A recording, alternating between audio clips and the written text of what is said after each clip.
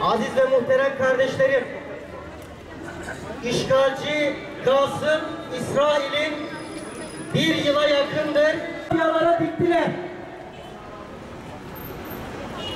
Haber sunucuları artık Gazze'de ve Lübnan'da işlenen cinayetlerin benzerliğini tartışıyorlar.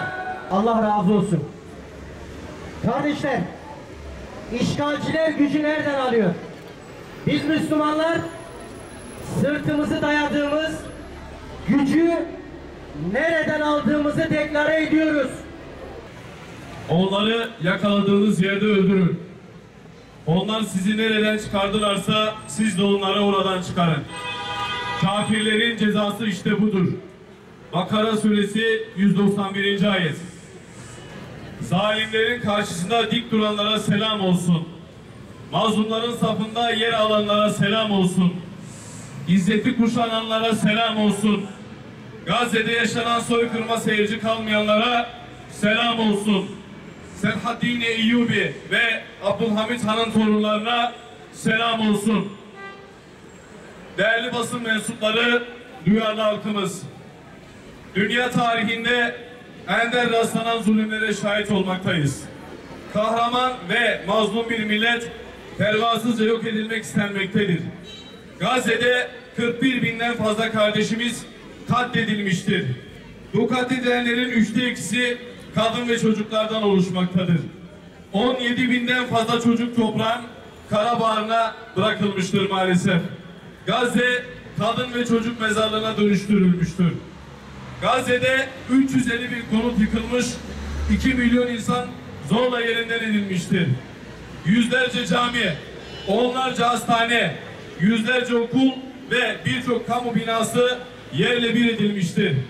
Gazze'li kardeşlerimiz çadır kentlere mecbur bırakılmıştır. Kana, gözyaşına doymayan Siyonist rejim çadır kentlere de saldırmaktadır.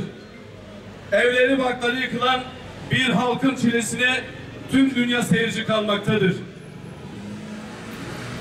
İnsanlığın bittiği noktadayız. Zalimlerin zulmüne karşı 2 milyarlık İslam alemi sessiz kalmaya devam etmektedir. 8 milyarlık insanlık alemi bu zulme karşı kör, sağır ve dilsiz kalmaktadır. Gazze'de sınır kapıları işgal edilmektedir. İnsani kriz her geçen gün derinleşmektedir. Bir halk kıtlık, açlık, susuzluk, ilaçsızlık ve çaresizlik içerisinde yok edilmek istenmektedir. Gazze'de su kaynaklarının %70'i, fırınların %75'i tahrip olmuştur. Sağlık merkezlerinin %95'i ise kısmen veya tamamen zarar görmüştür. Temiz su kaynaklarına ulaşmak neredeyse mümkün değildir artık. Açlık ve kıtlık her geçen gün derinleşmektedir. Gazze'de hepatit, çocuk felci, dizanteri gibi hastalıklar ürkütücü boyutlara ulaşmaktadır. Siyonist işgal rejimi soykırım ve işgal politikalarını Gazze dışında da sürdürmektedir. Lübnan'a yönelik sistematik saldırılar, işgalin Gazze ile sınırlı kalmadığını göstermektedir bizlere.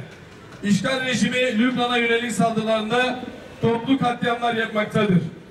Siyonistler Gazze'de olduğu gibi Lübnan'da da yerleşim yerlerini bombalamaktadır. Lübnan'a yapılan bu saldırı Lübnan ile sınırlı kalmayacaktır. Tüm bölge ülkeleri aynı tehlike altındadır. Türkiye, İran, Irak, Ürdün, Mısır ve Lübnan bu tehlikeye karşı güç birliği yapmak zorundadır. Yaşanan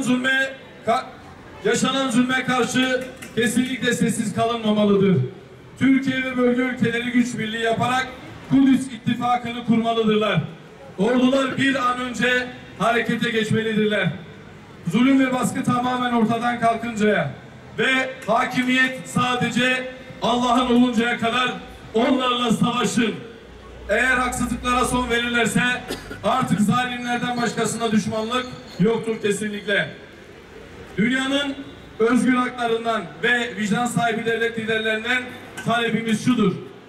Siyonist işgal rejimine karşı Siyonist işgal rejimine destek sağlayan ürünleri boykot etmeye devam ediniz.